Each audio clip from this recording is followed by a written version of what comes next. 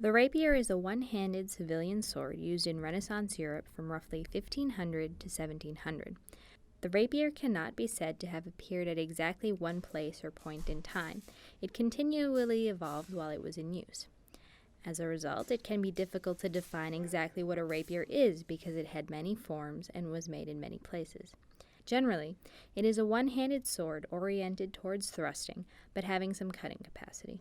Before the 1400s, swords were not normally worn by civilians, though a traveler might carry a military-style sword for defense on the road.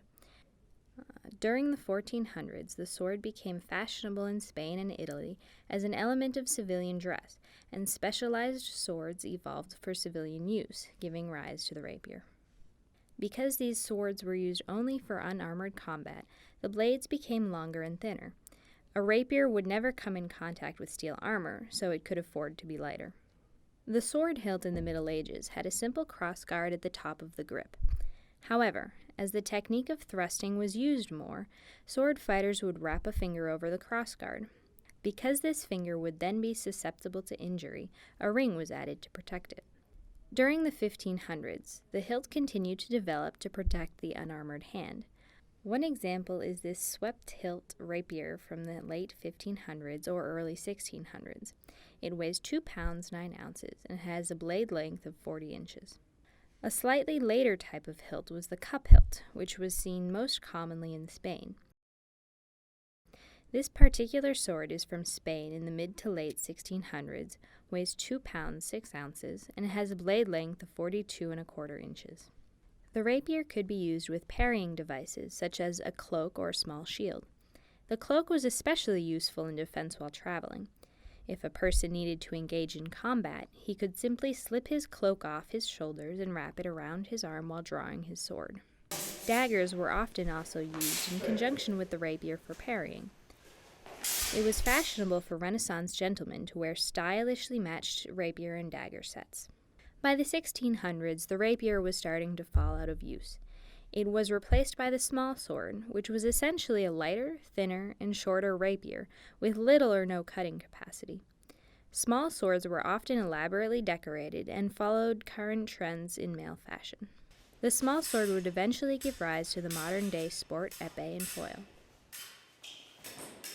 One of the most common uses for the rapier was for dueling to settle disputes. One example of this in literature can be found in Shakespeare's Romeo and Juliet, where all of the duels are with rapiers. For dueling, self-defense, and sport, Renaissance gentlemen trained with fencing masters to learn the art of the sword.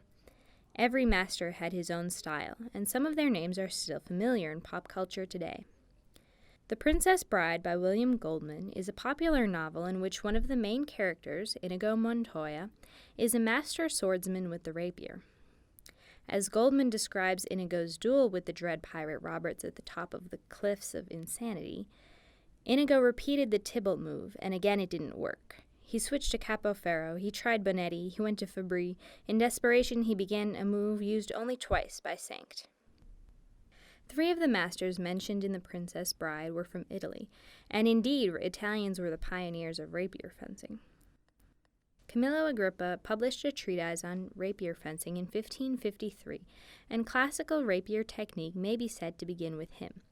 He was an engineer, and he used mathematics and geometry to describe movements and positions. Agrippa is the first master in history known to rely almost exclusively on thrusting, and his pioneering work has been published in translation by Higgins Academy instructor Dr. Ken Monshine. Giacomo di Grassi's treatise of 1570 echoes the scientific spirit of Agrippa. His work became influential in England because it was translated to English in 1594. The Higgins Armory Museum has an original copy of di Grassi's Italian text of 1570. Although the most famous masters came from Italy, some came from other countries. The Spanish school was more theoretical and less practical than Italian styles. Geronimo de Carranza was known as the inventor of the science of the arms, and published his treatise in 1569. Like many rapier masters, he considered swordplay to be science. In his words, a perfect theoretical knowledge must infallibly lead to victory, notwithstanding grievous physical disadvantage. Gérard Thibault was one of the few major French fencing masters, and was heavily influenced by the Spanish style. His treatise, Académie de l'Espée, was published in 1628. Thibault's Spanish influences can be seen in his detailed mathematical descriptions of fencing and elaborate illustrations. Joachim Meyer was a German fencing master who published his treatise in 1570. His rapier techniques are influenced by both Italian fencing styles and traditional German sword fighting. The Higgins Armory also has an original copy of his text, and a translation has been published by Higgins curator Jeffrey L. Forgang.